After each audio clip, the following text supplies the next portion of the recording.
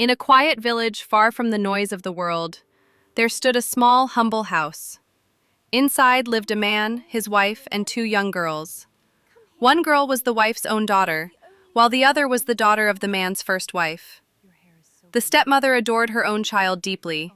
She dressed her in fine clothes, adorned her with jewelry, and served her the best food every day. But this excessive love spoiled the girl. She became lazy and proud, spending hours gazing at herself in the mirror, praising her beauty, and avoiding all work. The other girl's life was very different.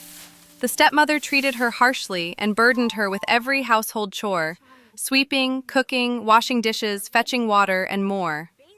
From morning till night, she worked tirelessly. Yet the girl never complained. Her heart was filled with patience, kindness, and quiet strength. The father often watched his daughter working until her hands trembled with exhaustion. His heart ached, but he remained silent, afraid of upsetting his wife. One day, unable to bear it any longer, he said softly, "My child, forgive me. I cannot give you rest or fine clothes." The girl smiled gently and replied, "Father, you have given me your love. That is the greatest gift of all. Now let me work and earn so we can live peacefully." When the stepmother overheard this, a greedy idea sparked in her mind. "I will send her away to work in a rich house," she thought. "Whatever she earns will belong to me." The next morning she pretended to be kind and said, "Your father is unwell. It would be best if you went out to work." The girl agreed without hesitation.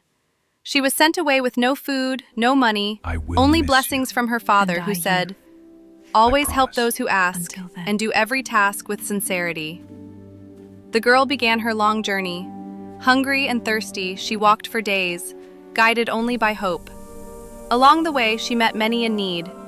A dry tree pleaded, "Break my dead branches so I may live again." Let me help you feel better. She worked until her hands hurt, and the tree turned green once more. It blessed her warmly. A withered vine begged her to loosen the soil around its roots. She helped until her skin was scraped raw. The vine whispered, "Your reward will come soon." She repaired a broken clay oven, cleaned a dirty well, and washed a mud-covered dog. Each one thanked her with heartfelt prayers. At last, she reached a magical house where fairies lived.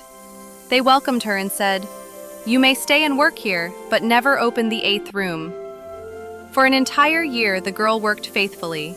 She obeyed every rule and never gave in to curiosity. Pleased with her honesty and hard work, the fairies finally said, "You have passed the test." They led her to the 8th room, where gold, pearls, and jewels sparkled like stars.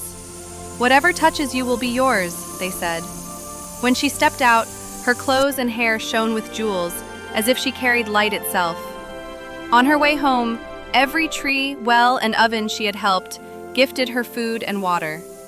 When she returned, her father was healthy again. They embraced, tears of joy filling their eyes, and their home glowed with happiness. But the stepmother burned with jealousy. She sent her own daughter to seek even greater riches. This girl walked the same path, but she refused to help anyone.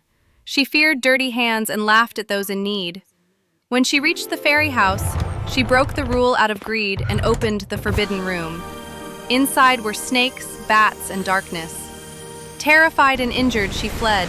No one helped her on the way back. She returned home wounded, dressed in rags instead of gold. Seeing this, the father said sadly, "Pride and laziness bring ruin. Only kindness, honesty, and hard work bring true wealth." Ashamed, the stepmother and her daughter left the house forever. The kind-hearted girl lived peacefully with her father, her life filled with love and light.